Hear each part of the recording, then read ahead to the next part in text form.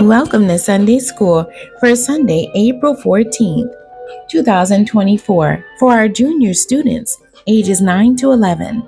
I do not own the rights to this music.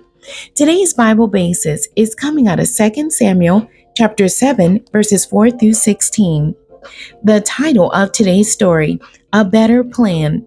Aaron had prayed and worked hard to be the grand prize winner of a new bike in the Cub Boys Club Candy Drive at his church. He was so confident of his victory that he'd gone to the trouble of preparing a place for the bike next to his family's car in the garage. His best friend Roy dropped by, bringing news that someone else had won. I heard from Sister Saunders that Tony exceeded your sales by over $20. Tony, isn't he the new kid from the Comer Complex? Asked Aaron. You got it, Roy confirmed. He don't even come to church regularly. Aaron noted. He comes when he can find a way, said Roy. You know the Comer Complex is quite a hike from here. Yeah, it's a bike. It's a hike, Aaron said, shaking his head. What's that? Roy didn't get it. Maybe the bike is God's way of getting Tony to come more regularly. Aaron concluded. What was Aaron expecting based on his prayers and hard work? What did he come to understand and accept about how things turned out? Do you have a hard time accepting when things don't turn out like you planned or expected? One thing is certain, we may have good plans for our life, but God's plan is always better. His plan impacts days and years beyond the present and generations beyond our own. This is what David came to realize and accept when he endeavored to build a temple for God. 2 Samuel chapter 7 verses 4 through 16. And it came to pass that night that the word of the Lord came unto Nathan, saying, Go and tell my servant David, Thus saith the Lord, Shalt thou build me a house for me to dwell in? Whereas I have not dwelt in any house since the time that I brought up the children of Israel out of Egypt, even to this day, but have walked in a tent and in a tabernacle. In all the places wherein I have walked with all the children of Israel, spake I a word with any of the tribes of Israel, whom I commanded to feed my people Israel, saying, Why build ye not me a house of cedar?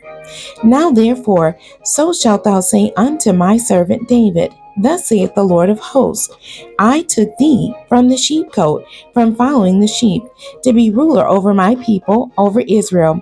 And I was with thee whithersoever thou wentest, and have cut off all thy enemies out of thy sight, and have made thee a great name, like unto the name of the great men that are in the earth. Moreover, I will appoint a place for my people Israel, and will plant them, that they may dwell in a place of their own, and move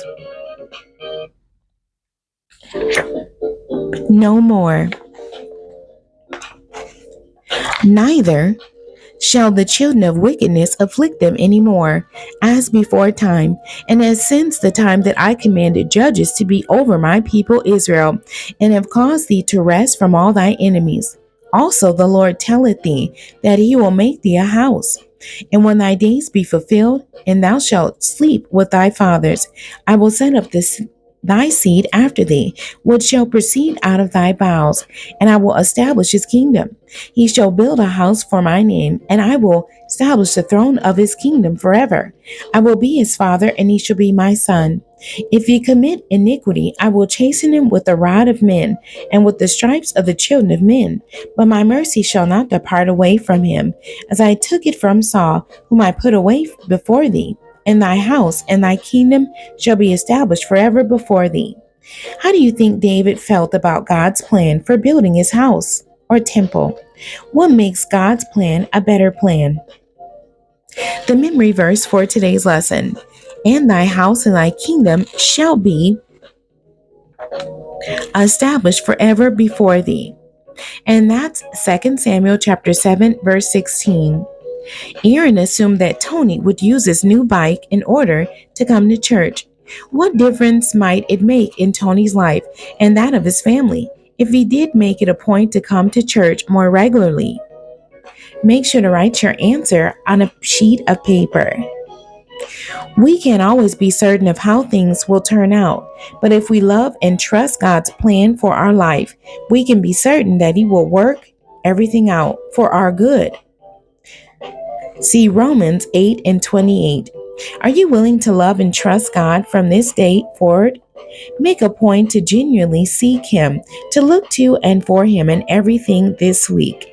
The end. God bless you and thank you for joining me today.